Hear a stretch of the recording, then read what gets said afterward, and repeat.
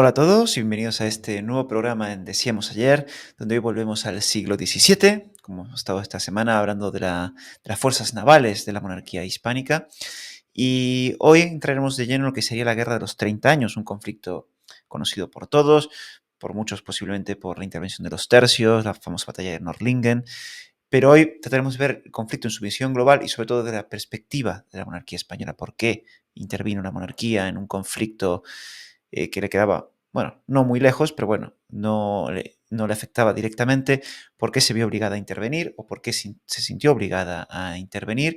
Y un poco también entender un poco el contexto del Sacro Imperio, cómo estalló el conflicto, y las causas y bueno, un poco cómo se fue expandiendo por toda Europa. Para ello nos acompaña un auténtico experto en la materia que ya ha estado aquí en el canal y aparte tiene un libro publicado sobre este tema. Y no es otro que Fernando Negredo. ¿Qué tal, Fernando? ¿Cómo estás? Hola, bueno, muy buenas. Muy bien, aquí estamos.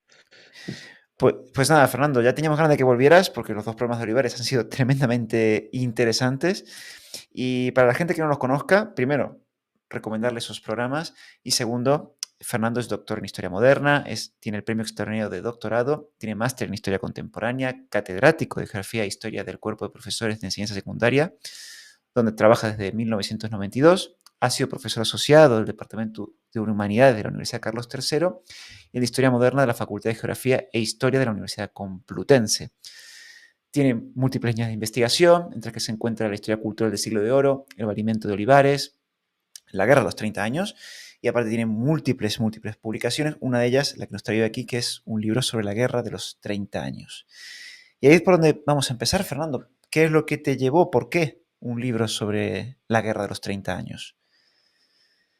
Sí, ¿verdad? Qué cosa más extraña. Pues, a ver, yo realmente empiezo a darle vueltas a este libro por unas carencias que me surgen y sobre todo por unas contradicciones enormes que me surgen cuando hace ya, estamos hablando del año 2010 aproximadamente, Sir John Elliot contacta conmigo porque a raíz de, bueno, una documentación que había encontrado yo de Olivares y la había sacado publicada, pues Elliot me propone que reeditemos un libro que él había sacado y en los años finales de los 70, principios de los 80, las cartas y memoriales del conde duque de Olivares, ¿no? Que lo reeditemos porque está agotado y porque además hay documentación nueva, pero esa obra había quedado inconclusa por el fallecimiento de su colaborador en ese momento, que era Chisco de la Peña, Francisco José de la Peña, y había un volumen que era el que afectaba a la política exterior que nunca se había editado. Y ese volumen almacenaba o iba a desarrollar la correspondencia entre el cardenal Infante, el hermano de Felipe IV,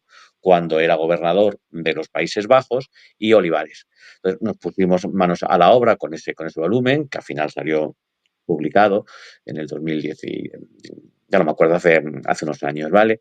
Pero claro, cuando yo ese volumen pues busco unos colaboradores que me permitan afrontar la empresa con más solvencia, ¿no? Y entonces ahí pues un contacto con Manuel Amador González Fuertes, que es un experto en transcripción documental, para que haga un cotejo de todos los manuscritos que tenemos de la correspondencia entre Cardenal Infante y Olivares, la de ida y la de vuelta, y contacto también con Alicia Esteban Stringana, que es una experta en el Flandes español de esa época. Sir John se ocuparía del perfil de los personajes en sí, y a mí me tocaba elaborar el contexto en el que se hace esta correspondencia, sobre todo en relación a la política europea de esta época.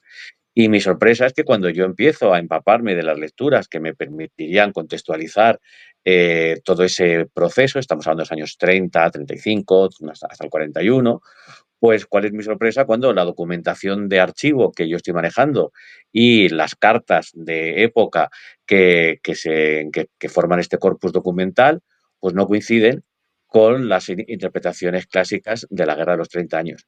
Realmente, entre lo que me cuenta la historiografía y gran parte de la bibliografía extranjera y lo que yo encuentro en las fuentes, tanto españolas, en Simancas, en el archivo histórico, como en Bruselas, en Italia, en Viena, ¿vale? Pues son dos realidades diferentes. Y eso me hace empezar a darle vueltas a, bueno, cómo se ha estudiado la guerra de los 30 años y por qué se ha estudiado así. Y a partir de ahí, pues me planteo sacar un libro que luego ya ahí intervienen condicionantes más editoriales, ¿no? Claro, yo no quería sacar un libro que fuese la historia de la guerra de los 30 años, como por ejemplo el libro de Wilson, que es un libro pues, muy grueso. De hecho, en España se ha traducido sacándolo en dos volúmenes, ¿no? Yo lo que quería era contar la guerra de los 30 años desde la perspectiva de la monarquía hispánica, porque me Ujú. parecía que era un actor fundamental en ese conflicto y al que no se le daba pábulo o incluso se le desconocía totalmente. Volviendo a este libro de Wilson, que es, digamos, la última gran aportación, que además es un libro muy bueno, muy bien documentado, pero si nos fijamos en la bibliografía que maneja ese libro, en la edición española, porque en la inglesa ni siquiera, en la edición española solamente cita dos libros en español. Entonces, claro, es una visión de un conflicto donde uno de sus principales protagonistas, pues, o no interesa o se le desconoce absolutamente. Esto también tiene que ver un poco con el aprendizaje de los idiomas. Nosotros, bueno, los investigadores españoles actuales y los jóvenes todavía más, pues tienen una capacidad de leer y de, por tanto, investigar en otros idiomas que no es el español bastante grande. Francés, inglés, italiano, pues más o menos todo lo manejamos, ¿vale? El alemán ya más complejo, pero bueno, eso. Sin embargo, los especialistas en la guerra de los 30 años suelen manejar como mucho inglés y alemán o francés, inglés. Y entonces, claro, desconocen las fuentes españolas y las minusvaloran absolutamente, ¿no? Entonces, uno se queda sorprendido cuando hay historias de la guerra de los 30 años que no han pisado el archivo de Simancas. Ujú. Esa forma de hacer historia es una forma absolutamente sesgada. Es como si alguien se pone a hacer historia de la Segunda Guerra Mundial y obvia a la Unión Soviética. Bueno, pues vale, te puede quedar una historia muy bonita, pero no es la historia real de ese Claro. conflicto.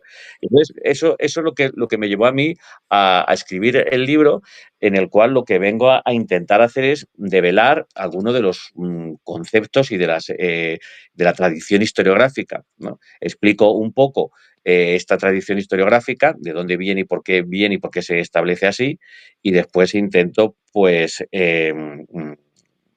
eliminar o intento discutir, por lo menos, algunos de los axiomas básicos sobre los que se ha construido la imagen de la Guerra de los 30 años, que no deja de ser, como siempre, un constructo historiográfico.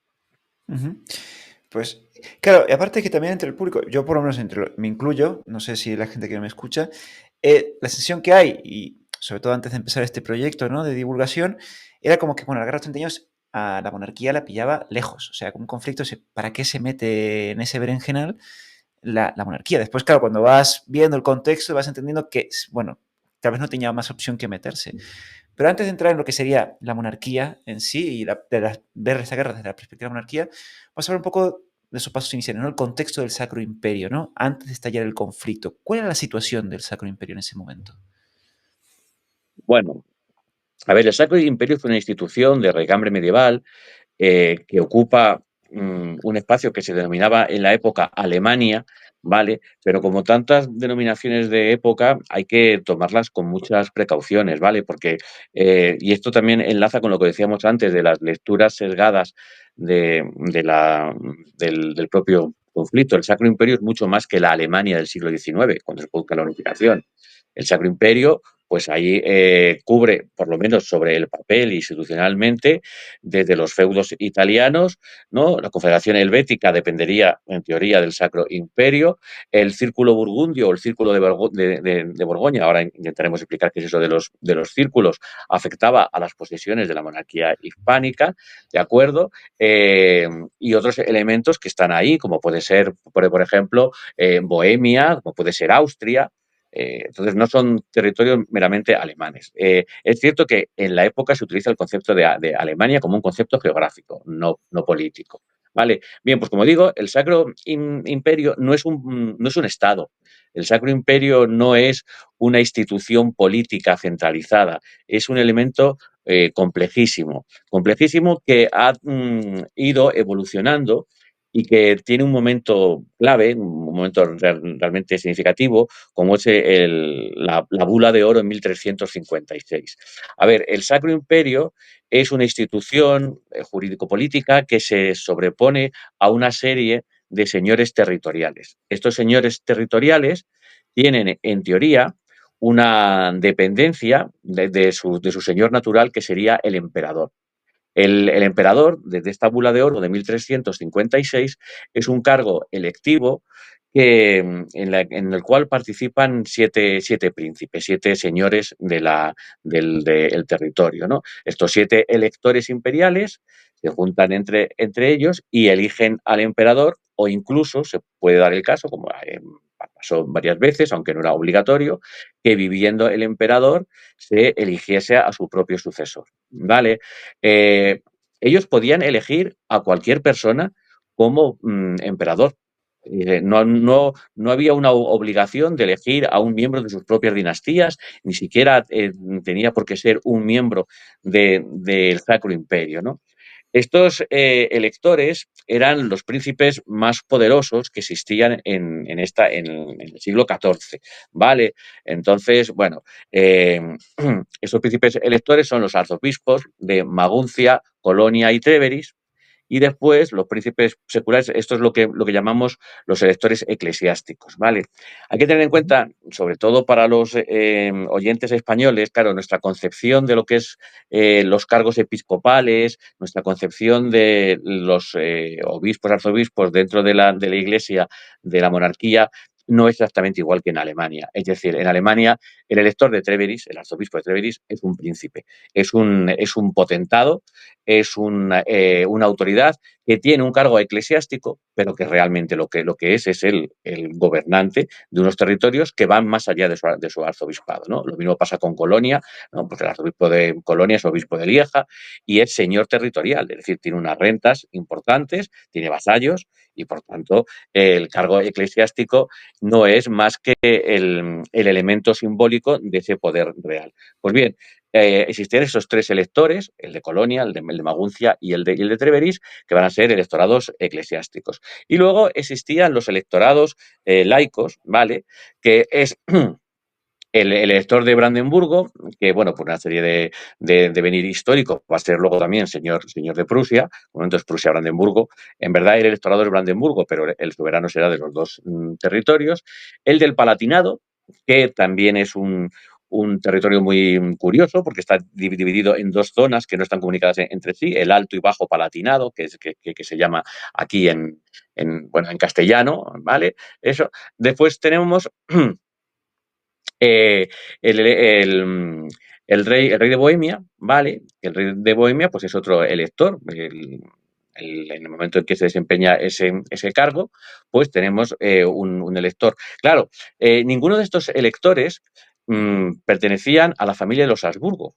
¿De acuerdo? Ujú. Originalmente no pertenecían a la familia de los Habsburgo. ¿Por qué digo esto? Porque cuando el Sacro Imperio empieza a transformarse, bueno, no he citado, ya para no liar más a la gente, hemos dicho los tres episcopales, el elector palatino, el del Alto Palatinado, el de Prusia-Brandenburgo, el de Bohemia, y nos quedaría el elector sajón, ¿vale? Sajonia Vale. es otro territorio. Entonces, Sajonia-Palatinado, Brandenburgo y Bohemia serían unos, y los tres arzobispos eclesiásticos. Estos serían los máximos representantes del Sacro Imperio. Y estos siete individuos se reúnen y eligen al emperador. Esto es lo que hicieron, por ejemplo, cuando se elige pues, a Maximiliano I de Habsburgo, ¿vale?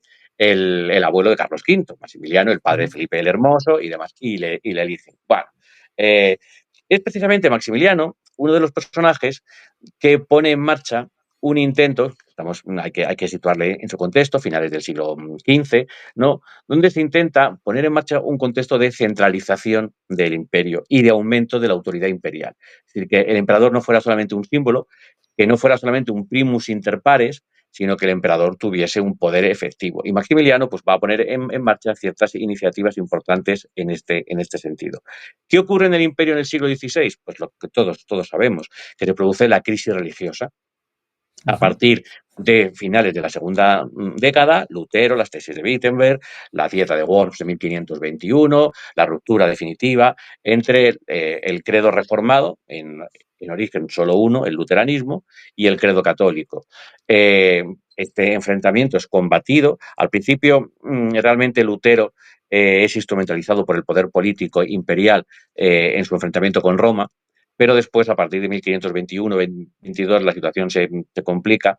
Los príncipes, o algunos de los príncipes territoriales, ven en el protestantismo una forma de oponerse a ese intento centralizador por parte del emperador, ven en el protestantismo una forma no solo de distanciarse y romper con Roma, porque la dependencia era bastante grande a nivel eclesiástico, sino también de potenciar su propia independencia, y entonces el credo reformado, el credo luterano, se va expandiendo por ciertos territorios, dando lugar a las famosas guerras de Carlos V, la batalla de Milberg, la Liga de Esmalcalda,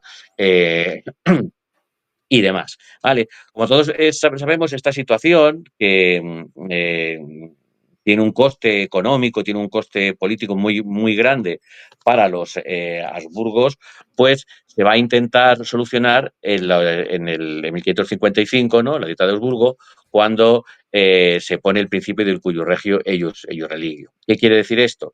Pues quiere decir que ante la incapacidad del emperador, que se ha convertido en el paladín del catolicismo, ante la incapacidad del emperador para imponer la fe romana en todo el imperio, se va a consentir la existencia de unos príncipes que confesionalmente sean diferentes. Es decir, se concede a los luteranos, a los príncipes luteranos, el beneplácito para que desarrollen su política, con una condición, ¿vale? Que no se mezclen los credos. Entonces, los territorios a los que se permite que tengan un credo reformado luterano, ¿no? Su señor es luterano y sus vasallos deben serlo. Y al revés, los católicos no consentirán la existencia de vasallos no reformados, reformados en sus territorios. O dicho de otra forma, se produce una ruptura en el imperio, entre los protestantes y los católicos. Pero, claro, para liarlo más, han ocurrido otras dos cosas muy significativas en esos años 30, 40, 50, bueno, 20, 30, 40, 50 del siglo XVI. Por un lado, que el credo luterano no es el único credo reformado, que surgen nuevos credos reformados, algunos con mucha fuerza, el más importante son los calvinistas. El calvinismo es otra ruptura más dentro del orden religioso europeo, ¿vale? Pero los calvinistas en esta primera generación de reformados no tienen el peso ni la trascendencia, pero la van a exigir, ¿vale? Entonces, el mundo calvinista empieza también a impregnar amplias zonas del Sacro Imperio. Y por otro lado, una cuestión político-dinástica de mucha significación. Es decir, los Habsburgo eran una casa nobiliaria de origen suizo, que luego se asienta en el Tirol, Austria y demás, pero no habían sido ninguna de las grandes casas, como he dicho antes. De hecho, no eran electores, ¿vale? Pero el enlace matrimonial del hermano de Carlos V, de Fernando II, con la hermana del rey de Hungría, con Ana Jagellón, va a implicar que tras la muerte en batalla del rey de Hungría en la batalla de Moax frente a los turcos, el reino de Hungría va a quedar asumido por la casa de Habsburgo. ¿Vale? Por este enlace dinástico que se produce entre los Jagellón y los Habsburgo, como ha muerto el rey, pues pasa a su hermana, y su hermana está casado con un Habsburgo. El reino de Hungría no es solo el reino de Hungría, es decir, los Jagellón no solo son reyes húngaros, que por cierto, Hungría está fuera del Sacro Imperio, ¿vale? Ujú. Es que son también los reyes de Bohemia, por tanto son electores imperiales. Y entonces a los Habsburgo les cae, por decirlo de forma coloquial, un, un electorado. Es decir, a partir de ese momento, ellos siguen, por supuesto, siendo señores de Austria, de Estiria, de Carintia, Carniola, todos sus territorios patrimoniales, que no eran de lo más rico, ni mucho menos en el imperio, pero además ahora, claro, los reyes de Bohemia entran como electores. Eso quiere decir que en la próxima elección imperial, pues ya participan ellos. Y además, ¿cómo nos coloca esto desde el punto de vista de lo que decíamos antes? Pues nos coloca que los electores imperiales, a partir de la segunda mitad del siglo XVI, ya quedan establecidos en dos bandos. Tenemos, por un lado, los electores católicos y, por otro, los electores no católicos. Lo que luego se Ujú. va a llamar más adelante el corpus evangelicorum, es decir, los evangélicos, lo que llamamos para entendernos los protestantes. Eh, los electores católicos son mayoría, porque son los tres electores eclesiásticos que hemos dicho antes, Maguncia, Treveris y Colonia, más el Habsburgo, que es ahora elector Bohemia. Entonces ahí tenemos 4 electores. Los electores protestantes, pues el elector sajón, que se ha hecho luterano, el elector de Brandenburgo, que bueno, es calvinista luterano porque en sus tierras sí que hay una mezcolanza, y después el elector palatino, que se va a convertir en el gran líder de los calvinistas. Esto quiere decir que cuando haya que reunirse para elegir emperador, pues los católicos siempre tendrán mayoría. Y esto es muy importante. Esto no es algo tan sencillo, porque, por ejemplo, en tiempos de Felipe II, el arzobispo de Colonia se convirtió al protestantismo. Y, claro, esto implicaba una ruptura del equilibrio que no se consentía. Cuento esto porque es mucho menos conocido que otras cosas, ¿de acuerdo? Y entonces Ujú. Felipe II da orden a Farnesio que salga de los Países Bajos, ponga orden en Colonia y establezcan un nuevo arzobispo. Y entonces, claro, no se permite que Colonia, porque en teoría, aplicando la cláusula del cuius regio e ius religio, si el arzobispo de Colonia se convierte en protestante, el electorado entero es protestante. Y entonces Claro. eso haría pasar un voto a los otros. Felipe II no lo consiente y Farnesio pues va ahí con los tercios, pone orden y entonces instauran en Colonia pues a otra rama alemana católica, que son los Wittelsbach, que tienen su rama principal en Baviera. ¿Vale? Ujú. Baviera es un protagonista muy importante porque Baviera, el ducado de Baviera, es un principado rico, bien situado al sur, católico, por supuesto, pero que no es electorado. Y entonces, claro, Ujú. cuando un príncipe rico, potente y ambicioso se establece en Baviera, ¿qué va a querer ser? Va a querer ser elector. Lector. Una de los leitmotiv que atraviesa todo el inicio de la Guerra de los 30 años es el empeño que tiene el elector de Baviera, ¿vale? Un Wittelsbach, para Maximiliano, para ser elector. Entonces, bueno, ese es un poco el panorama que tenemos en el imperio. Electores protestantes y electores católicos. Pero si bajamos de nivel, es que esto se transmite a toda la sociedad. A ver, institucionalmente, el imperio se organiza a partir de una dieta, el Reichstag, que es la reunión de los estamentos alemanes, ¿no? Sería, salvando las distancias, algo parecido a los estados generales en Francia, las cortes españolas, pero claro, mientras que Francia y Castilla o Aragón sí que son territorios políticamente mucho más concretos, pues el Sacro Imperio es, más, como decíamos, más etéreo, ¿vale? En las dietas se reúnen por un lado los electores, por otro los príncipes y por otro las ciudades. Las ciudades. Y entre estas ciudades hay ciudades libres, hay ciudades católicas y ciudades protestantes.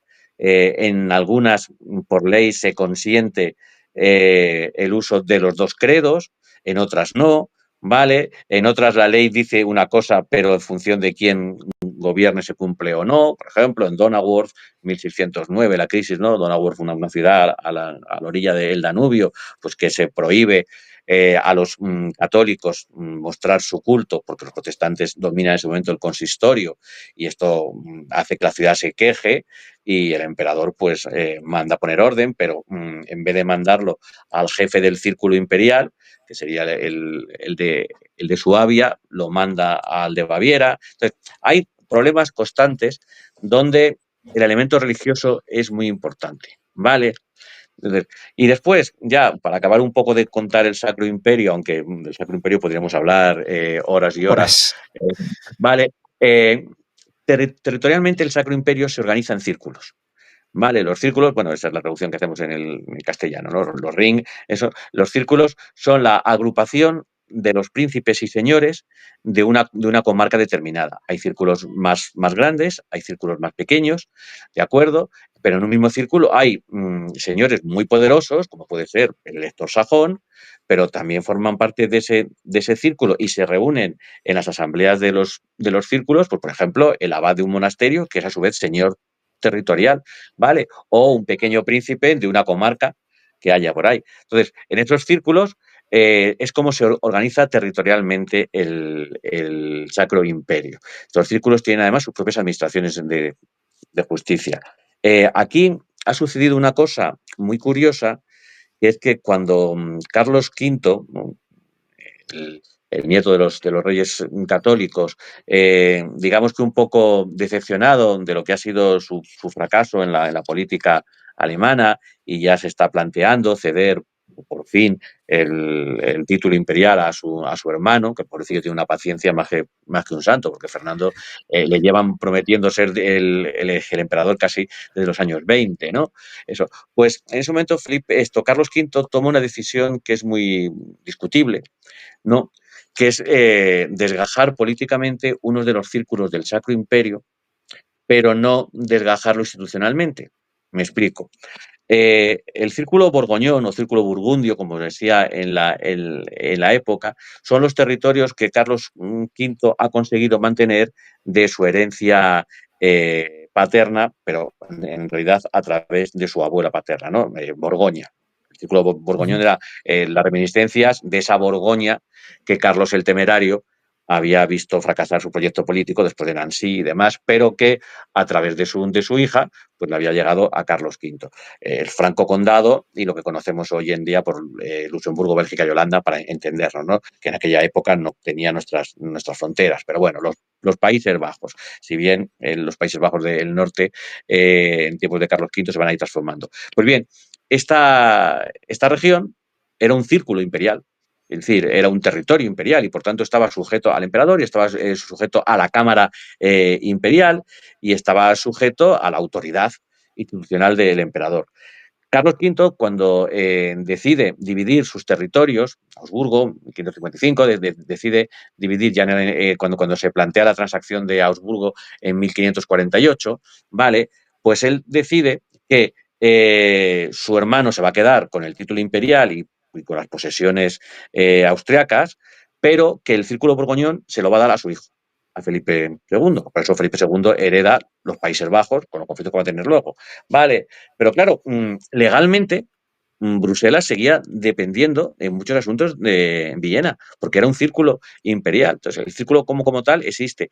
¿Y por qué cuento esto? Porque eso va a dar muchísimos dolores de cabeza durante toda la guerra de los 30 años.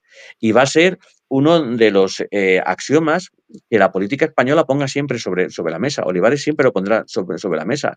Es decir, los imperiales, los miembros del Sacro Imperio fieles a los Habsburgo y los Habsburgo propios del Sacro Imperio tienen la obligación de ayudar al rey de España cuando éste tenga conflictos en los Países Bajos, porque pertenecen al imperio. Políticamente Ujú. dependen de Madrid, pero institucionalmente dependen del imperio. Y entonces esto va a ser un problema. Por eso la revuelta holandesa se considera una sublevación contra su señor legítimo y su señor legítimo exige al emperador que tome cartas en el asunto. Nunca se va a conseguir. Esa es la petición de siempre y que se desoye una y otra vez.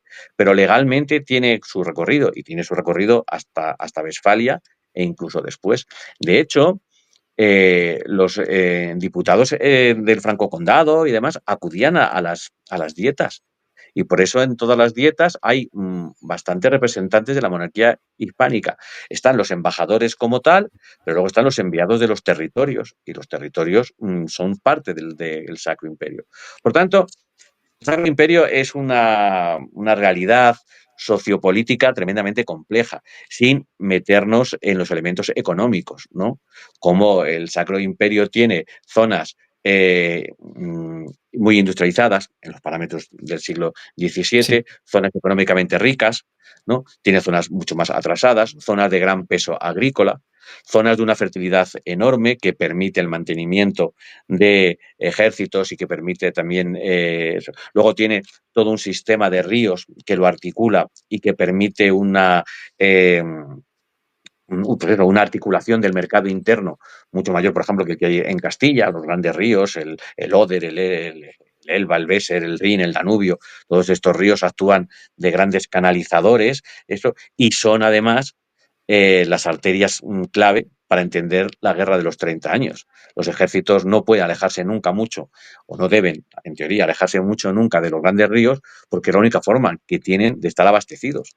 Claro, Ujú. llevar lo que es el avituallamiento de una fuerza de 15.000 hombres, ¿no? A base de carros, pues tiene unas dificultades logísticas enormes. Sin embargo, si podemos, sobre todo si son distancias grandes, claro, ¿cuánto puede recorrer un carro tirado por bueyes a la hora? Pues tirando por lo más alto, por lo más alto puede hacer 20 kilómetros diarios, y esos 20 kilómetros diarios, y tú tienes que abastecer a un ejército que está a 60 kilómetros, ya son 3 días de ida más 3 días de vuelta para llevar unas cantidades, ¿vale? ¿Cuánto puede llevar un carro tirado por bueyes? Sin embargo, una barcaza en un río de estos transporta mucho más en un tiempo mucho más rápido. Por eso, si nos ponemos a analizar la gran mayoría de las operaciones militares, todas tienen como ejes vertebradores los ríos. Entonces, otra realidad es que el Sacro Imperio, en líneas generales, es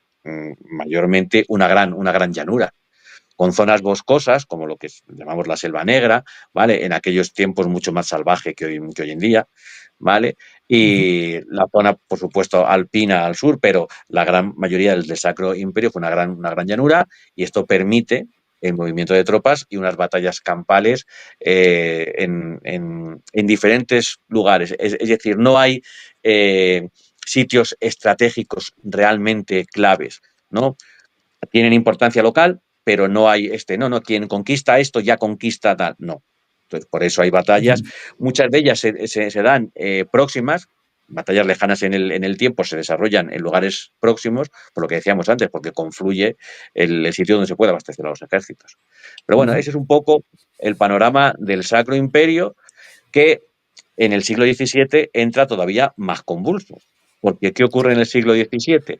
Que, a ver, ha habido un matrimonio entre el emperador Maximiliano II, ¿no? Maximiliano II es hijo de Fernando I, ¿vale? Maximiliano II, es decir, es sobrino de Carlos V.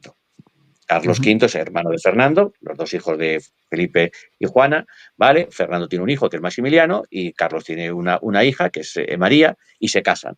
Los primos se casan en esa idea de unión de las dos ramas Habsburgo. Esto tampoco se puede olvidar porque transita todo el periodo. Los Habsburgo tienen una concepción absolutamente patrimonialista de sus estados y de su dinastía. Y la unión entre ambas ramas es una constante, ¿vale? Y la fidelidad a la dinastía es otra constante, que cuando se pierda es cuando sucederá la crisis real de los Habsburgo. ¿De acuerdo? Entonces, en esta unión entre la hija de Carlos y la hija y el hijo de Fernando, pues esta unión tiene muchos hijos. No sé si llegan a tener 15 hijos. Por ahí, ¿vale? Algunos mueren, tal, pero bueno. Pero de esos 15 hijos, varios son emperadores. ¿De acuerdo? Es decir, Maximiliano es emperador, su hijo Rodolfo es emperador, pero no tiene herederos, no tiene un sucesor directo, entonces se elige a Matías. Matías es también emperador, pero igualmente no tiene herederos directos. Otros hijos tienen otras bodas, no van a ser emperadores, pero por ejemplo, para que alguien que nuestros oyentes seguramente les suene, ¿no? El archiduque Alberto, que se casa con Isabel Clara Eugenia, la hija Ujú. mayor de Felipe II, es decir, como los enlaces son continuos, y de hecho de esa boda entre Maximiliano y María, pues nace la que va a ser la cuarta esposa de Felipe II, Ana. Ana de Austria, ¿de acuerdo? Que es la cuarta esposa de Felipe II, una vez que ya Felipe II ha quedado viudo de Isabel de Valois, pues es por tanto una Habsburgo, y se siguen dando esos enlaces. ¿Qué ocurre con esto?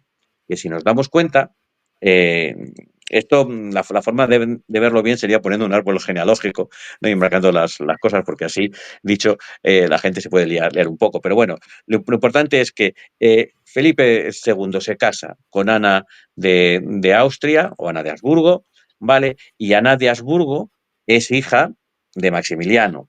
¿Qué quiero decir con esto? Que sus hermanos, ni Rodolfo, ni Matías, ni Alberto han tenido hijos. Ella se casa con el rey de España, para entendernos, que es Felipe II, ¿vale? Y claro, de ahí nace un descendiente, que es Felipe III. O dicho de otra forma, Felipe III tiene una gran potestad para exigir el trono imperial. Es decir, hay una legitimidad dinástica para que Felipe III pida el trono imperial. Podría ser, ¿de acuerdo? Porque, claro, es Ujú. el hijo de la hija del emperador. ¿Estos lo van a permitir? No, evidentemente, ni los electores, ni Francia, pero no solo los electores protestantes, ni los protestantes ni los católicos quieren volver a los tiempos de Carlos V, en que el rey de la monarquía hispánica sea el rey del emperador. Y entonces esto obliga a una serie de negociaciones porque, punto uno, si Felipe III está dispuesto a renunciar a su candidatura al trono imperial, pues hombre, habrá que darle algún tipo de contraprestación, ¿no? Y segundo, habrá que buscar un candidato que pueda acceder al trono imperial. Y esto es lo que se está dando en los años 17, 18 del siglo XVII, ¿vale? Esa negociación, el conde de Oñate intentando que se le ceda la Alsacia a Felipe III, ¿no? Y buscar un candidato, digamos, de consenso que pueda ser aceptado por los electores y que además no sea contrario a los Habsburgo. Y ese candidato sale de una rama colateral de los propios Habsburgo, ¿vale? Ese candidato sale de, bueno, pues un hermano de Maximiliano, Carlos, que había tenido hijos, este candidato es Carlos de Estiria. Carlos de Estiria será elegido como rey de Bohemia y posteriormente será elegido por los electores emperador, tanto por los protestantes como por los católicos. En una confusión muy curiosa porque Bohemia está rebelada contra él, pero pretende transferir su eh, fidelidad al conde palatino, que de eso, si eso hablamos luego, pero a su vez el conde palatino que acepta esto, acepta el reino de Bohemia, sin embargo sus delegados votan a Fernando, que va a ser Fernando II, como emperador. Y para liar más las cosas, la hermana de Fernando II, ¿vale? Va a ser Margarita, la esposa de Felipe III. Entonces ahí vemos que tenemos pues una estrecha unión dinástica dentro de la Casa de Austria y luego una serie de concepciones geoestratégicas que no hemos mencionado aquí, pero que son, como tú has dicho al principio, absolutamente claves para entender por qué la monarquía se mete en ese conflicto. Vale. A ver, Ujú. la forma clásica y tradicional es que, además que se equivocan muchísimas cosas. Cuando uno coge cualquier libro generalista de la guerra de los 30 años, siempre empieza las apetencias de poder de Olivares, ¿no? El fanatismo de los curas, tal. Oiga, que la guerra empieza en 1618 y en ese momento Olivares no toma ninguna decisión política, ¿vale? Está todavía Lerma. Entonces no le carguemos el muerto al pobre conde duque. Y eso demuestra a las claras que no es una decisión particular, violenta, tal, sino que responde a una necesidad geoestratégica.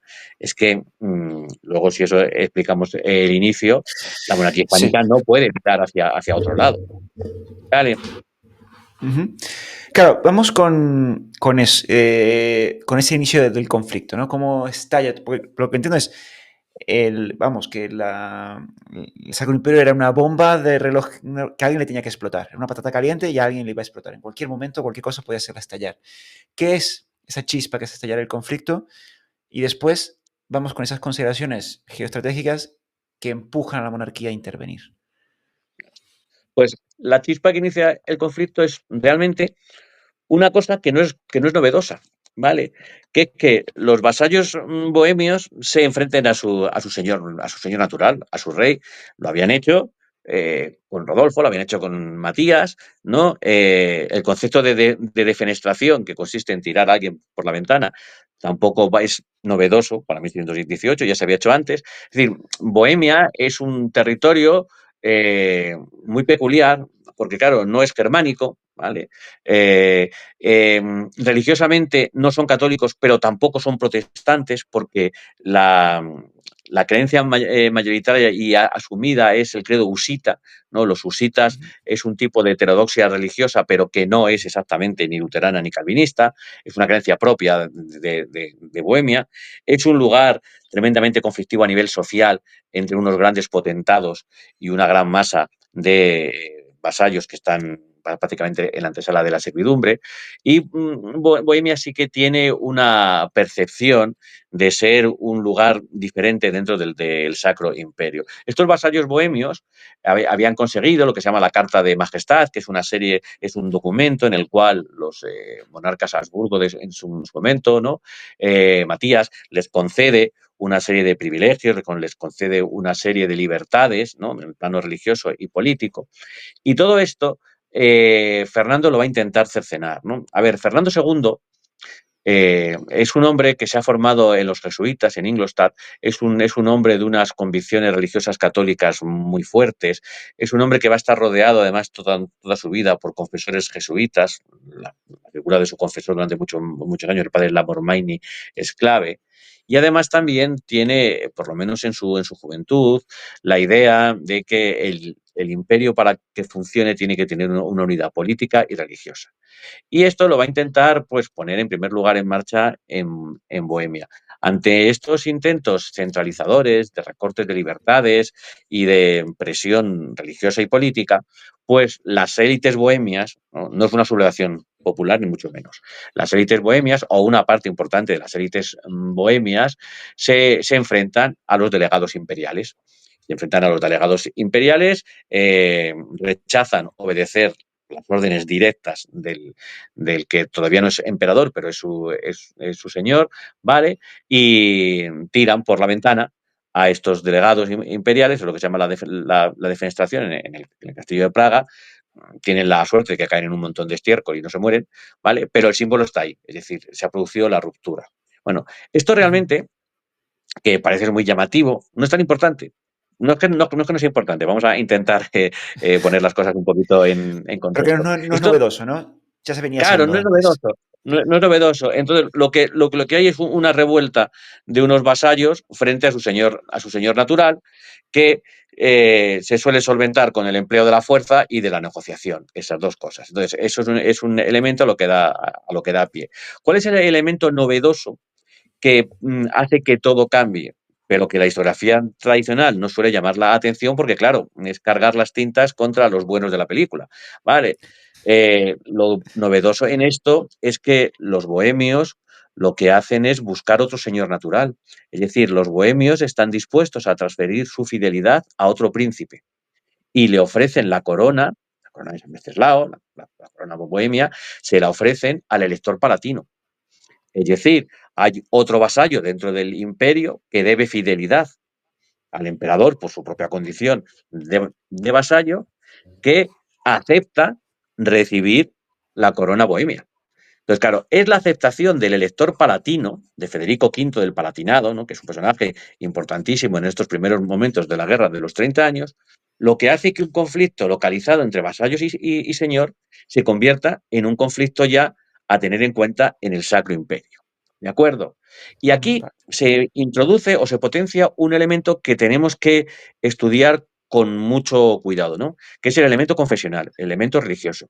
Es cierto que la mayoría de las élites bohemias son protestantes, husitas, de luego no son ortodoxas católicas, ¿vale? Es cierto que el elector palatino, además de ser el yerno del rey de Inglaterra, es el gran paladín de los calvinistas, pero los bohemios, cuando se sublevan, aparte de poner la corona a disposición del elector palatino, piden ayuda a todo aquel que se la pueda dar. Es decir, ellos no hacen distingos entre católicos y protestantes. Lo que hacen es pedir ayuda a las instituciones, o mejor dicho, los estados o territorios que estén en contra de los Habsburgo. Entonces, en 1618 pactan alianzas con Venecia y con Saboya, que son católicas, ¿de acuerdo? Ujú. Pero que están enfrentados a los Habsburgo y van a ser los primeros que manden tropas.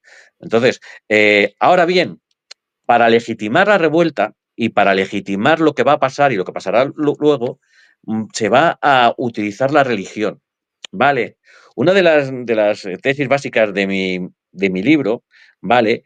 Es quitarnos de la cabeza la idea de que la guerra de los 30 años es una guerra de religión. Vale, la religión es importantísima, la religión es fundamental. Sin la religión no se entiende la guerra de los 30 años, pero no es la causa de la guerra. La religión es el catalizador perfecto para movilizar a las masas cuando hay que hacerlo. ¿Vale? La religión en el siglo XVII cubre, salvando las distancias, el mismo papel que el nacionalismo en las guerras del siglo XX, por ejemplo. Vale, claro, una Ajá, ideología irracional que llega a las masas, que las hace identificarse con algo y que tienes muy claro quién es el otro. Entonces, la religión es el catalizador perfecto, pero no es ni mucho menos la causa de la guerra, y la guerra de 70 años no es un enfrentamiento religioso. Luego, si nos da tiempo, podemos contar un montón de casos, anécdotas, donde el monolitismo confesional no existe. No existe. Y empezamos por el principio, ¿vale? Los bohemios, sus primeros apoyos son tropas católicas mandadas de Saboya y Venecia, y luego el elector palatino. Y aquí la responsabilidad del elector palatino es enorme, porque en el momento en que él acepta el trono que le proponen los bohemios, está haciendo dos cosas terribles. Una, es un felón, traicionar al emperador, ¿vale? Está ujú, cambiando, porque además, claro, en el momento en que él acepta eso, se convierte en un elector doble. Sería elector por claro, Bohemia y por el Palatinado, y descabala el equilibrio entre católicos y protestantes. Vulnera la bula de oro al tener en su poder los dos electorados. Entonces, claro, crea un conflicto constitucional en el imperio, un conflicto constitucional, y además crea un conflicto político de los dos tipos. Vale, por eso es otra cosa que no se recalca en este primer momento y durante muchos años.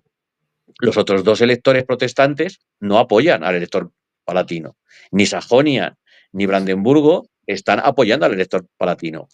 Brandenburgo siempre se pone como de medio lado tal, pero mantiene la fidelidad al emperador, y Sajonia pacta con el emperador directamente. Es decir, Sajonia es un aliado imperial. ¿De acuerdo? Por eso remarco que la religión no es la explicación, ni mucho menos, porque en el año 18-19, Sajonia, bueno, realmente hasta el edicto de restitución, Sajonia se mantiene siempre fiel al emperador. Y Brandenburgo prácticamente igual. Entonces, pero el Palatino sí, claro, entonces el Palatino rompe, y ahí estalla lo que era un conflicto localizado, estalla en una guerra mucho, mucho más grande. ¿Por qué? Porque al romper el equilibrio de la bula de oro, al quedarse con dos electorados, si lo hubiera podido hacer, el próximo emperador estaba en sus manos. Y aquí, claro. claro, ninguna de las potencias europeas de la época puede mirar para otro lado. Eso. ¿A quién le conviene esto? Evidentemente a las Provincias Unidas. Las Provincias Unidas, ¿por qué? Porque un emperador que no sea de la casa Habsburgo es quitarle un posible problema. Las Provincias Unidas hacen frontera con los territorios imperiales, y sabiendo el emperador va a ser calvinista, pues es un aliado. Entonces las Provincias Unidas hacen todo lo que pueden por conseguir que el elector de Palatino se convierta en rey de Bohemia y desplace a los Habsburgo. ¿Cuál es el contexto de esto? 1518-1519 se está acabando el plazo concedido en la tregua de los 12 años. La tregua de los 12 Ujú, años, firmada en abril de 1609, pues caduca en el 21.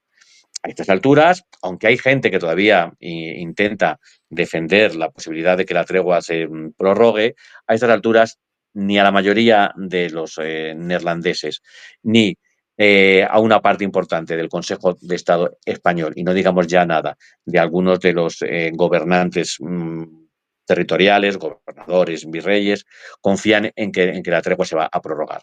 Entonces, hay que tomar cartas en el asunto, hay que disponerse a ver qué va a pasar luego.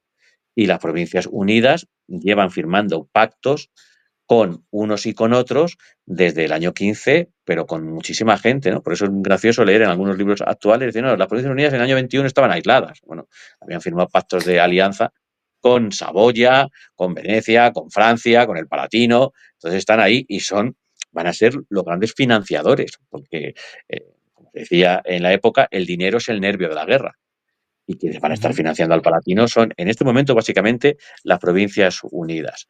Por tanto, este conflicto tiene, por su propia idiosincrasia, que transmitirse al resto de Europa, porque el emperador, ¿a quién va a pedir ayuda?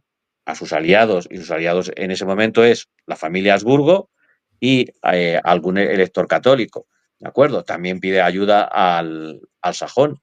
Entonces, esto moviliza, es un engranaje que va creando unas sinergias que acabarán en un estallido global, pero como digo, ahí es clave la figura de Federico V, que además se empecinará y se empecinará y nunca renunciará a, a esa posesión factible de lo que es mm, Bohemia, ¿no? El rey de invierno que se le llamará, porque solamente estará un invierno ahí. Pero esto ya nos Ujú.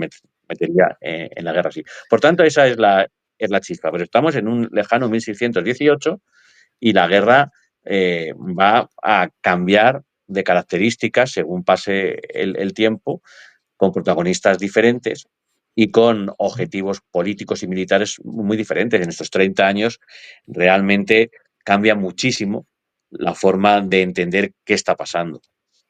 Ujú. Claro, y ahora vamos a centrarnos en la monarquía, ¿no? Ya creo que has adelantado dos de los motivos por que la monarquía no podía mirar para otro lado. Uno son las Provincias Unidas y segundo, esa fidelidad entre la Casa Habsburgo y el hecho de que, ya como un caso anterior, quería mantener ese equilibrio entre católicos y protestantes y no que se decantara la balanza. ¿Hay algún motivo más que empujó a la monarquía? Sí, es que estos no me parecen suficientes, pero ¿hay algún motivo más que empujó a la monarquía para Bueno, intervenir ya directo? la propia seguridad de los territorios de la monarquía, es decir, el eje clave de la monarquía es la capacidad de comunicación entre sus territorios europeos, ¿no? Los tres grandes vértices, ¿no? Serían Bruselas, Milán y Madrid, pero luego hay otros vértices que también son muy importantes, Nápoles, la propia en Viena. Entonces, ese canal de tránsito que va desde Milán, que se ha convertido ya en la gran plaza de armas, donde se reúnen los contingentes que van desde España y desde los virreinatos italianos y desde Nápoles salen por diferentes puertos en función de la época y cruzando diferentes zonas, ¿no? Lo que se llama el camino español. Este camino español, una vez que se ha cortado su rama más occidental, después de bueno, pues los fracasos con Saboya, el Tratado de Lyon y demás, ya no se puede ir por esta zona occidental, pues hay que atravesar el Valle de la Valtelina o todavía desplazarse más hacia el este, pero sí o sí se entra por territorios imperiales que tienen que estar presidiados, tienen que estar protegidos por fuerzas leales y es un tránsito largo hasta llegar a zonas seguras. Por tanto, esa arteria básica de la comunicación militar de la monarquía no se puede dejar en manos de enemigos y hay que controlarla. Entonces, ese es otro elemento geoestratégico. Pero sobre todo lo que pesa ahí fundamentalmente es lo que ya hemos dicho. Por un lado, la fidelidad dinástica, pero sobre todo es que sería un cambio tan grande en los territorios imperiales que el Palatino tuviese los dos electorados que transformaría toda la balanza de equilibrio en Europa. ¿Vale? Francia, que ha salido de sus guerras de religión, pero claro, el asesinato de Enrique IV paraliza su capacidad de actuación, empezará a ser un protagonista fundamental un poco después. Y la idea francesa es precisamente la de descabalar la hegemonía de los Habsburgo. ¿Vale? Entonces, todo esto opera como telón de fondo y se van a ir sumando diferentes diferentes actores. Pero la política española en 1618, la monarquía lo tiene claro, es ocupamos el Palatinado, cosa que hace Spínola, ¿no? Rápidamente para evitar que se convierta en una base de apoyo hacia las Provincias Unidas, y es más, nosotros nos quedamos con ella y ya veremos lo que se hace. Y por otro lado, mandamos ciertos refuerzos a los imperiales y pagamos dinero para que puedan hacer una campaña en Bohemia. ¿Qué es lo que ocurre en 1618? ¿Vale? Ahí lo que pasa es que ahí actúa otro protagonista muy importante, que es Baviera. ¿Vale? El emperador no tiene recursos, apenas tiene capacidad financiera, no tiene dinero y necesita perentoriamente un ejército que le permita restablecer la situación Bohemia. Y quien se ofrece a pagar ese ejército básicamente es el Héctor, bueno, que no es el Héctor, el duque de Baviera, pero lo hace con un contrato. Es decir, yo te financio, yo te pago, yo te mantengo, pero me cobro esto luego ocupando zonas de los territorios Habsburgo y sobre todo me premias concediéndome el electorado imperial. Claro, Claro, esto va a ser otro elemento que dispare los motivos de enfrentamiento dentro del imperio. Por tanto, resumiendo un poco esta primera fase, ¿vale? Que digamos acabaría en Montaña Blanca, la famosa batalla de Montaña Blanca, en las puertas de Praga, ¿no? Que es la derrota absoluta de Federico V, más por incompetencia suya que por otra cosa, porque la batalla está derrotada, pero Praga no era asaltable. El ejército católico no tenía capacidad para hacer un sitio a Praga, como ya veremos que a los suecos les cuesta muchísimo hacerlo y demás. Pero muerto de miedo, huye, según las malas lenguas, no supo si se dejaba algún hijo en el camino o no, ¿no? Y entonces huye y esto hunde absolutamente la causa de los pobres bohemios, que serán los grandes perdedores de la guerra. Pero claro, la ambición del Palatino por un lado y la ambición del de el duque de Baviera, de Maximiliano, que quiere sí o sí convertirse en elector, pues esto va a agravar las discrepancias dentro del imperio. Claro, porque volvemos a las mismas. Si el Palatino se convierta en rey de Bohemia, vulnera la bula de oro, que se conceda un electorado porque sí a otro, vulnera también las constituciones imperiales, pero Fernando se empeña en hacerlo. Y claro, esto va a entonces ser una de las. Dime, dime. no, no, que la propia forma de funcionar del imperio, esa forma tan descentralizada, es también la causa y lo que impide llegar a una paz rápido realmente. Son las propias ambiciones dentro del imperio.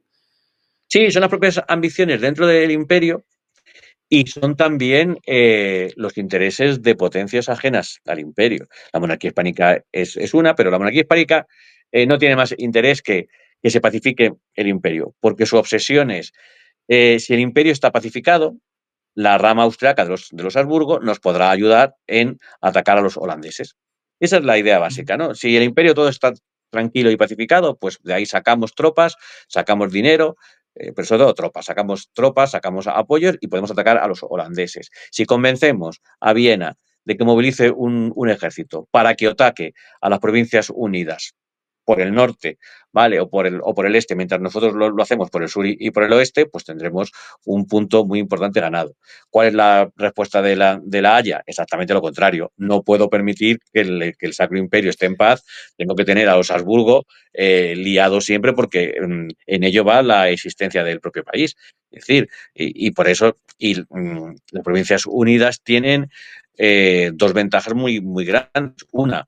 Una diplomacia, que el tema religioso es importante, muy capaz en muchos territorios del Sacro Imperio por la proximidad confesional, y segundo, dinero. El dinero es fundamental, toda la diplomacia se mueve a base de dinero, y la monarquía, que tiene muchísimo dinero, pero tiene tantísimos gastos que no puede hacer frente. Y la monarquía tiene pensionados, o en teoría pensionados, a media Europa, desde los cardenales de Roma a los ministros del emperador, pasando por el duque de Buckingham, y entonces, claro, llega un momento en que no se pueden pagar tantísimas pensiones, y sin pensiones no hay fidelidad.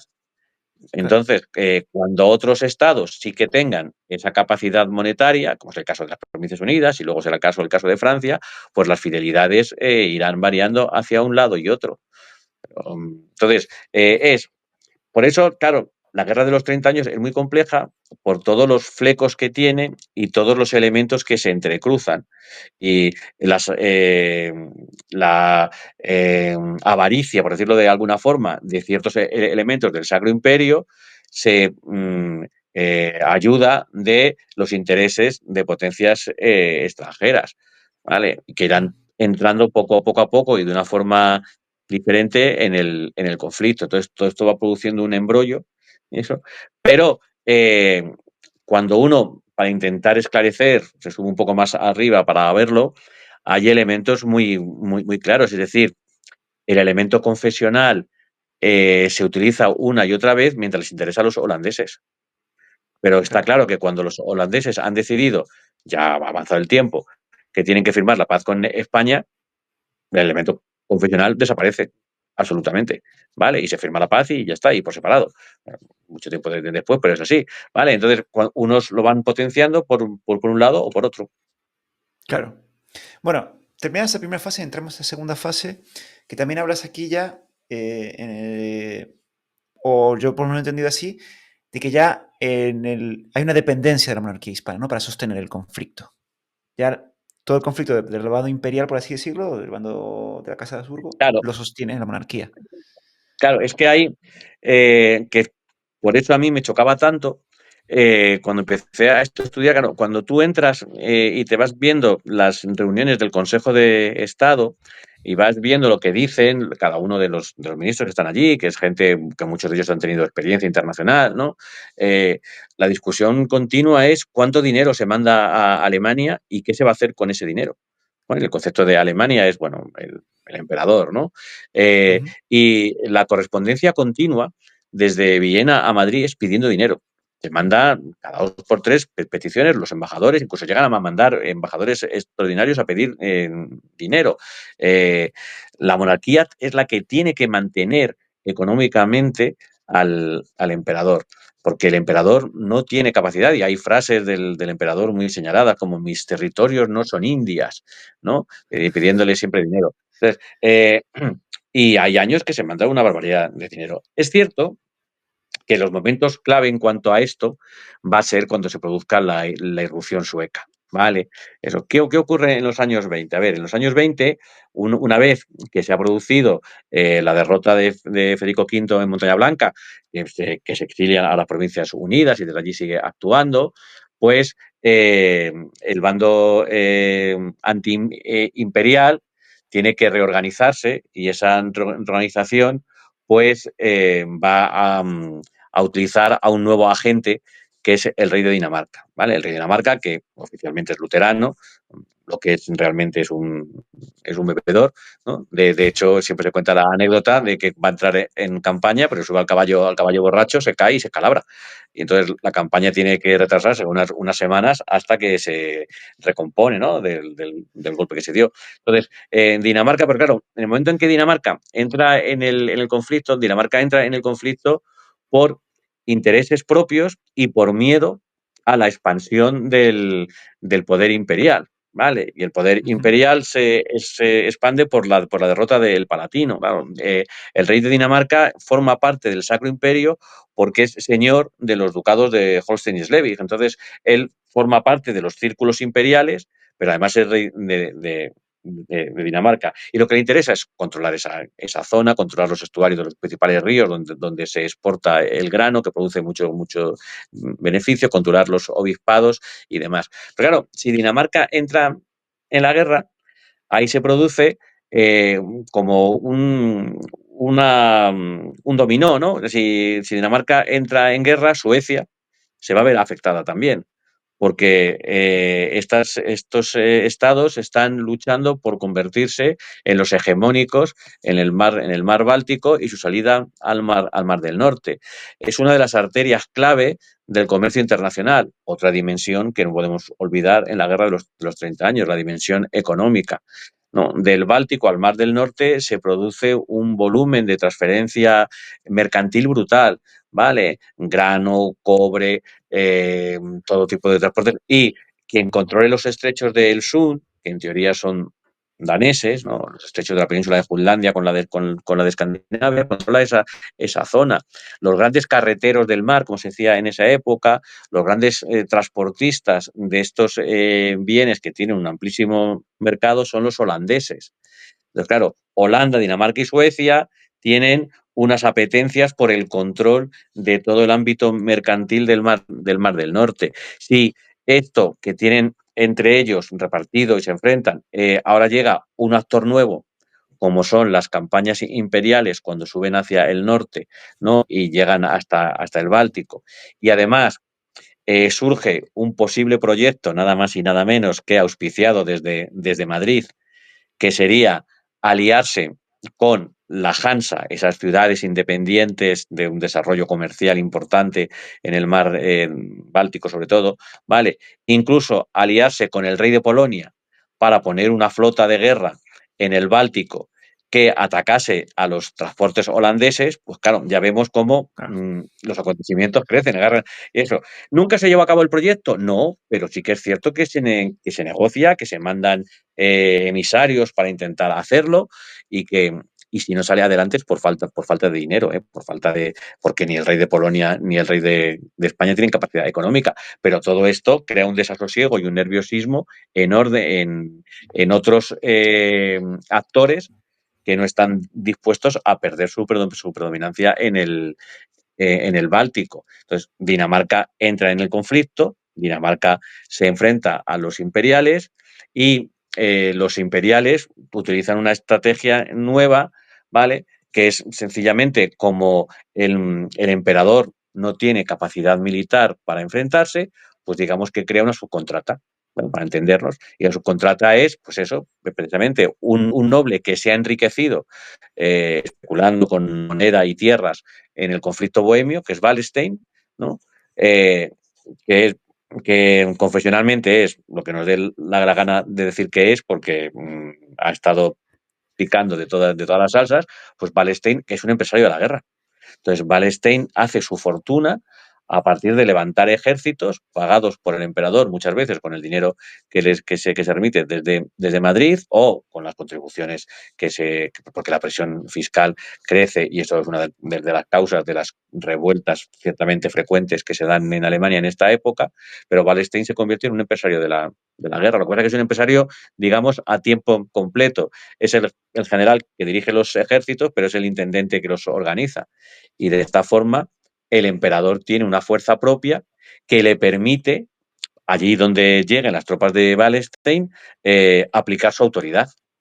Y ahora vamos a liarlo más todavía. Pues efectivamente, pero ¿a quién le da miedo que el emperador aplique su autoridad? Por supuesto, a los enemigos. Pero es que a los Claro. propios aliados también, porque ellos están dispuestos a luchar contra aquellos rebeldes que se han levantado contra el emperador, pero lo que no tienen ninguna gana es que el emperador ahora se convierta en una potencia tan poderosa que controle el imperio. Ellos defienden su libertad. Y por todo eso, Wallenstein, que es un personaje clave en todo este periodo de la guerra de los 30 años, pues va a ser denostado y va a ser atacado no solo por sus enemigos, sino sobre todo por los aliados del emperador. ¿Vale? Un emperador que, como digo, está aconsejado por ciertos grupos tremendamente radicales. Y esta es otra de las causas que impide que la paz se pueda firmar en esta época. ¿Vale? Una vez que se derrota a los daneses, ¿vale? Lo que se llama la historiografía clásica divide la guerra de los 30 años en 4 fases, ¿vale?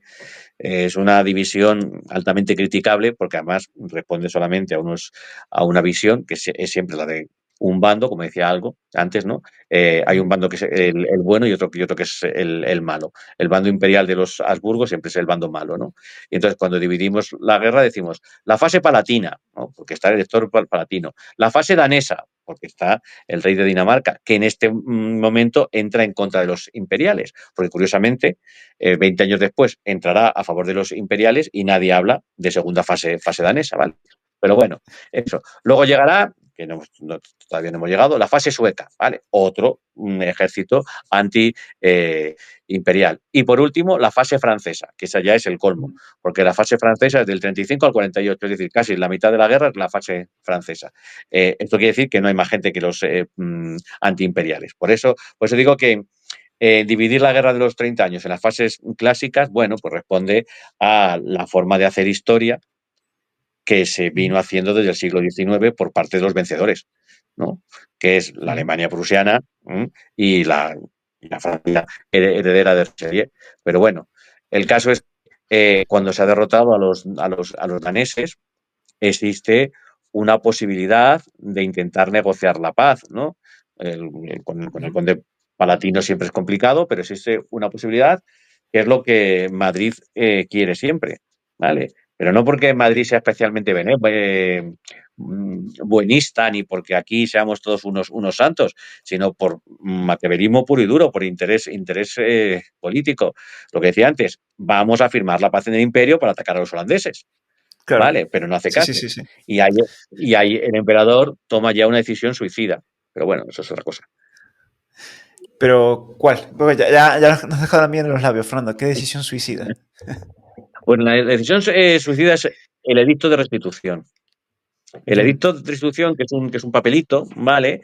Es, como se dijo en la época, el origen de todos los males, ¿vale? A ver, se había producido la derrota danesa, ¿vale? Wallenstein está en su apogeo, ¿vale? Y se ha convertido en un auténtico condottiero, obtiene títulos nobiliarios, duque de Mecklemburgo y demás, controla el espacio del norte de Alemania, es decir, la victoria imperial se adivina como posible. Esto va a generar muchas inquietudes en latitudes muy diferentes y todos los actores contrarios a esto empiezan a mover ficha. ¿Vale? Y aquí, Fernando II, en lugar de intentar ser un monarca benévolo, abierto y tolerante, ¿no? Que es lo que le pedía, por ejemplo, Felipe IV y el propio Olivares cuando le escriben, es momento de la clemencia y demás, pues Fernando II se empeña en una serie de decisiones, ¿no? Convoca una especie de dieta para, bueno, que juren a su hijo como emperador, no lo va a conseguir, ¿vale? Eh, la dieta le va a exigir que quite a Wallenstein, que le, que le obliga a abandonar el ejército, cosa que Fernando II acepta, y que consigue que se aplique lo que decía antes, el edicto de restitución. El edicto de restitución es un documento cuyo origen no conocemos muy bien. A ver, conocemos el documento, conocemos cómo se hace tal, Ujú. pero la filosofía que hay detrás, la que la preside, el edicto de restitución consiste en que es una norma imperial de obligado cumplimiento en todo el imperio, porque es una disposición imperial, es un edicto, que consistía en que había que restituir al culto católico todas aquellas posesiones que se habían transferido a los protestantes desde, no me acuerdo exactamente la fecha, pero les afectaba enormemente, excepto a Sajonia, ¿vale? Que, ya, digamos, excepto a los protestantes de primera generación, ¿no? Que Ujú. estaban resguardados por Habsburgo, la cosa de 1552, el edicto de restitución era un vuelco absoluto en las posesiones reales, porque obligaban a devolver a sus propietarios católicos todo lo que se hubiera secularizado, ¿vale? Desde el siglo XVI, prácticamente. Entonces, claro, esto era un golpe tremendo y además era un golpe inconstitucional. Y esto es lo que Sajonia le dice al emperador. Estamos en 1629. ¿De acuerdo? El Ujú. emperador dice, venga, hay que cumplir esto. Y además, como tengo la fuerza militar, lo voy a hacer, que se cumpla por la fuerza. Hay que hacer el edicto de restitución que va pensado para quebrar absolutamente la columna vertebral de todo el protestantismo en el imperio. ¿Vale? Claro, esta cláusula, esta ley, como digo, tiene una filosofía que no sabemos muy bien de dónde sale. Evidentemente sabemos a quién beneficia y quién fueron sus grandes defensores. Su instigador es el confesor real, la Mormaini. Eso está Ujú. clarísimo. La Mormaini es un jesuita. ¿Vale? Los jesuitas, como todo el mundo sabe, tienen una jerarquía clara. Es decir, la Mormaini no se hubiera atrevido a hacer nada sin la autorización directa de Vitelleschi, que es el general de los jesuitas. El general vive en Roma. En Roma está Urbano Ujú. VIII. ¿No? Urbano VIII es un papa profundamente anti-Habsburgo y sobre todo profundamente anti-español. Ahora se ha puesto de moda entre algunos historiadores decir, no, son exageraciones, no. A la documentación y verá los comentarios que hay de todos los políticos españoles. Pero si se llega a plantear montar un concilio para deponer al papa, ¿vale?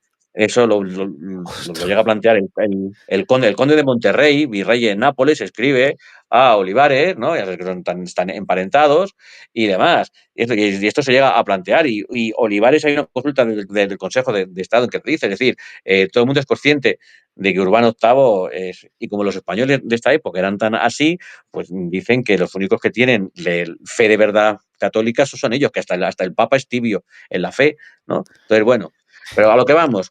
Pero Urbano VIII realmente a quién responde. Y aquí habría que hablar de los agentes secretos franceses. ¿De acuerdo? Es Ujú. decir, hay todo un hilo del que se puede tirar en esos momentos. ¿Por qué? Porque Francia, Richelieu ya está establecido firmemente en el poder. Ha conseguido acabar con varias de las conspiraciones, aunque siempre, como todos sabemos, en la época Richelieu casi hasta el final de su vida hay conspiraciones que intentan acabar con él, pero nunca lo consiguen. Richelieu fue un hombre absolutamente inteligente y muy perspicaz en política, y Richelieu está detrás de muchos de los hilos que a partir de este momento están afectando al Sacro Imperio. Richelieu, a través del nuncio en París, ¿no? Monseñor Bagny, creo que recuerda que se llamaba, pone en marcha un pacto con Baviera para que Baviera salga del apoyo imperial, 11 de mayo de 1529. ¿Vale? ¿Por qué sabemos esto? Porque el Servicio Secreto Español en París interfiere las cartas, se las manda rápidamente a Bruselas, y desde Bruselas, me parece que es Aitona, las manda a Madrid. Madrid no se lo cree, ¿eh? Cuando le llegan los primeros informes, dice, no puede ser que Baviera esté firmando esto con el nuncio. Y cuando por otras vías le llega, pues se queda alucinado. Entonces, Francia está conspirando de esta forma. El edicto de restitución es un elemento desestabilizador absolutamente, que no beneficia a nadie, más que a los jesuitas y a Roma. Porque cuando Sí, sí, sí. se pone en práctica, claro, esto crea un terremoto absoluto. Y aquellos lugares en que se hubieran podido pacificar en ese momento, estallan. Y lo que yo llamo en mi libro el protestantismo moderado o la tercera vía, ¿no? Que es Brandenburgo y sobre todo Sajonia, se alarman muchísimo y le dicen al emperador que eso no puede ser. Y entonces desde Madrid se escribe a Viena diciendo, no hagáis esto, y además hay una frase muy bonita de Olivares, porque dice, porque vais a convertir la revuelta en una guerra de religión. ¿Vale? Y Olivares es perfectamente perspicaz. Y si dice esto Olivares el año 29, es porque antes no era una guerra de religión. Está diciendo al emperador, con el edicto de restitución vas a enfadar a los pocos protestantes que todavía te están apoyando. Entonces, no lo apliques. Además, claro, aquí se le dice, el edicto de restitución en su fondo es muy santo, es muy pío, es muy bueno, porque, claro, quiere implantar el catolicismo, pero desde el punto de vista político no lo podéis hacer. Y de hecho, se da orden al embajador español en Viena, que es un personaje que en este momento que no tiene capacidad ninguna, que es el marqués de Cadreita, que luego será virrey en México y demás, se le da orden de que acuda a Dresde, a Sajonia, a negociar con el elector sajón a ver cómo se puede arreglar aquello. El embajador no va, manda a un delegado suyo, ¿no? A Chay de Paradís, y el delegado español va a Sajonia a entrevistarse con el elector sajón porque la idea que tiene la monarquía es firmar una alianza con Sajonia. Es curioso, porque ellos mismos lo dicen, que dice, es una pena que nos tengamos que fiar más de los luteranos como Sajonia que de los católicos como Baviera, pero lo tienen claro, ¿vale? Además ellos tienen una graduación clara. Los herejotes, esos son los calvinistas. Con esos es Ujú. muy difícil negociar, tal. Luego están los luteranos, que son herejes, pero bueno, son como menos herejes. Y con ellos se pueden negociar porque han sido, y eso es cierto, siempre han sido fieles al emperador. De hecho, Ujú. la historiografía alemana clásica critica muchísimo al lector sajón, ¿no? Al que, bueno, le tildan de todo, de borrachuzo, de tal y cual. A ver, que allí todo el mundo empinaba el codo un montón. Y a los españoles que eran muy sobrios, les llamaba muchísimo la atención. El delegado Chay de Paradís dice, es que iban ya por el quinto brindis cuando yo ya dejé de brindar, porque ya no aguantaba. ¿Vale? Entonces, la historiografía clásica, al lector sajón lo critican mucho los alemanes, porque claro, rompen con ese tópico de todos los alemanes contra el emperador. No, ni mucho menos. Y de hecho, el lector sajón tiene una frase que viene a decir algo así como, en política somos papistas, ¿no? Es decir, que en política estamos más próximos a los imperiales, porque son de los que obtenemos ventajas.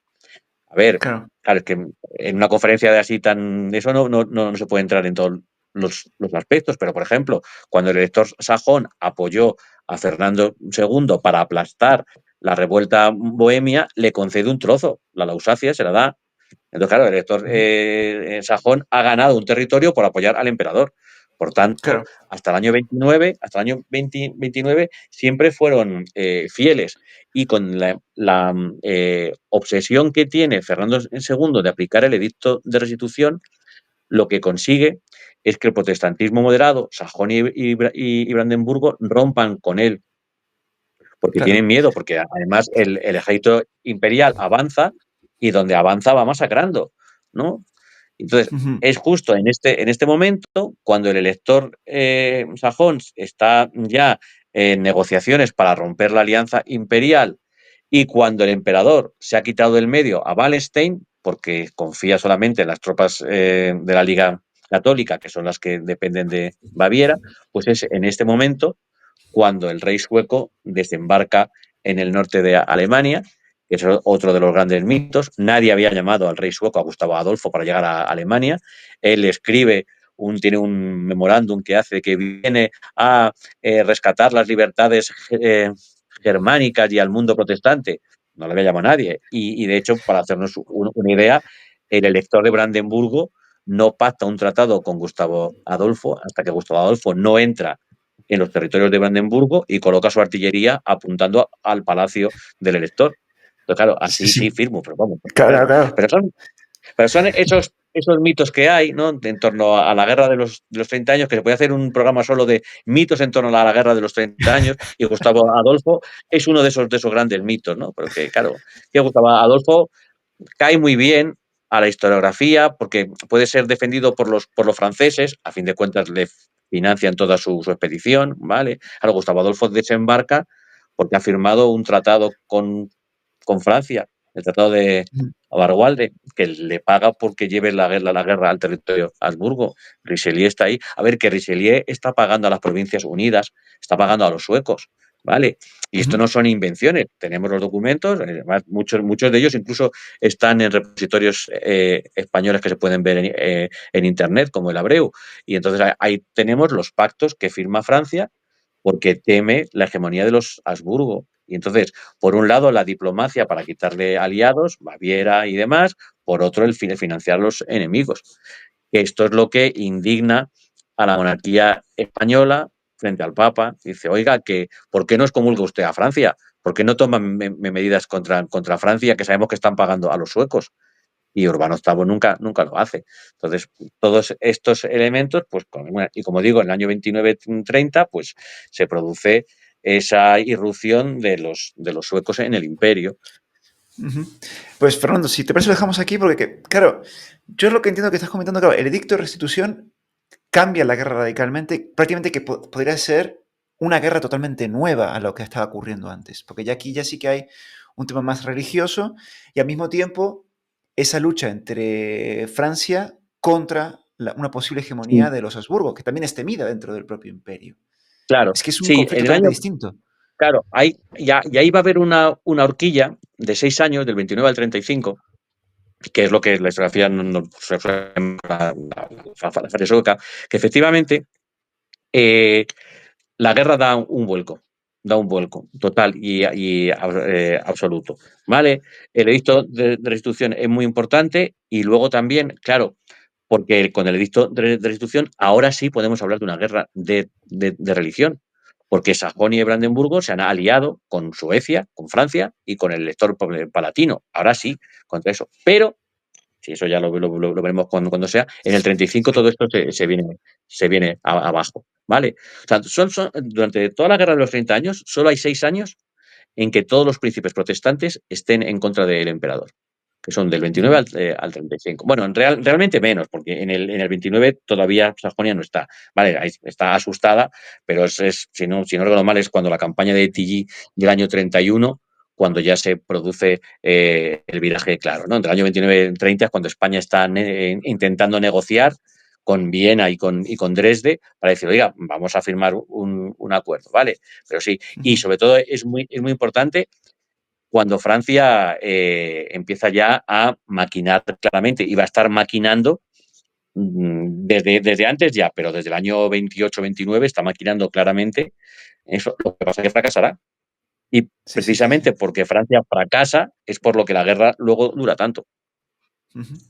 Claro, es que aparte me estoy imaginando el edicto de restitución, cuando ya llegan las noticias, en Madrid están llorando y en París están celebrando, están abriendo ya todas las botellas, están descorchando, diciendo, bien, esto es lo que estábamos esperando, prácticamente. Claro, pero eso es algo que es muy curioso porque la historiografía no lo ve así. Es decir, el edicto de restitución, su aplicación, es un triunfo de Francia.